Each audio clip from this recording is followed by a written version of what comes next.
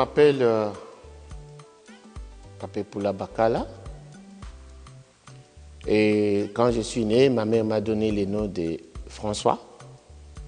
Et quand je me suis converti, j'ai changé le nom de François et ainsi. Donc je m'appelle Kapepula Joseph Daniel Dieu béni. Je suis marié à Evis Kapepula et j'ai 4 filles et 5 garçons.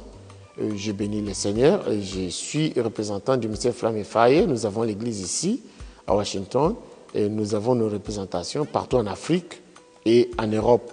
Et nous faisons également, je suis représentant aussi de la communauté dans Advisory Group au niveau de Montgomery County.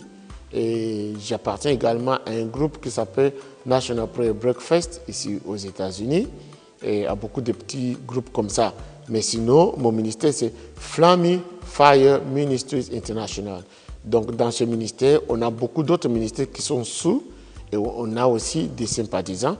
Et on a beaucoup des églises qui sont aussi en dessous de ce ministère Flamme Fire Ministry qu'on trouve à Londres, qu'on trouve à Paris, qu'on trouve en Suisse, qu'on trouve partout en Europe, et Abidjan, Sénégal, Congo aussi et Guinée. Je me suis converti dans un appel que nous appelons une vocation de feu.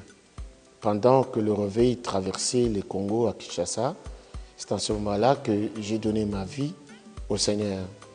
Et mon appel s'est avéré très puissant parce que dès le début, on a appris le baptême d'eau, le Seigneur nous a baptisé Saint-Esprit et du feu. Et on a commencé à avoir des feedbacks, les témoignages des autres quand nous parlions, et c'était très puissant. Alors j'ai commencé des réunions de prière et j'étais réputé comme quelqu'un qui conduit les gens dans les prières. Je faisais des veillées de prière avec tout le monde et c'était puissant au nom du Seigneur.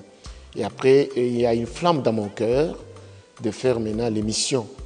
Et alors j'ai fait tout mon pays, dans le plus petit recoin du pays. Et le ministère s'est beaucoup confirmé par les actes.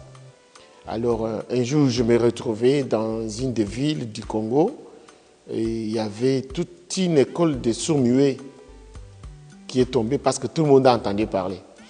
Alors le Seigneur m'a dit, tu peux te multiplier. Pendant que tu fais ça ici, ça peut se faire ailleurs. Alors je suis rentré chez moi, à Kinshasa, pour commencer une école avec les jeunes gens, les renseigner et les transférer les grâces que nous avons reçues de la part de Dieu. Et c'est ce que Dieu a fait dans une génération, une promotion, deuxième promotion et troisième, c'est pas moi, mais j'ai quand même 2 promotions et ils sont en Europe, au Congo, en Angleterre, à Paris, à Bruxelles, même au Texas, le jeu de Bishop. En tout cas, le Seigneur a confirmé sa parole. Dès que je me suis converti, ma vie tout entière a été bouleversée. Et je ne pouvais plus rentrer en arrière. Même mon entourage me craignait. Alors, j'étais poussé à tout abandonner. J'ai tout abandonné, le travail, la maison, la famille. Et je me suis donné totalement, entièrement à la prière. Les jours, les nuits d'éveiller, des jeûnes et de prière. Et c'est ça ce qui a vraiment marqué mon expérience de ma conversion. Alors, et puis les gens commencent à témoigner. Quand tu parles, c'est très puissant. Quand tu pries, et j'ai fait une école de prière. Pourquoi? Parce que les gens venaient chez moi pour prier avec moi.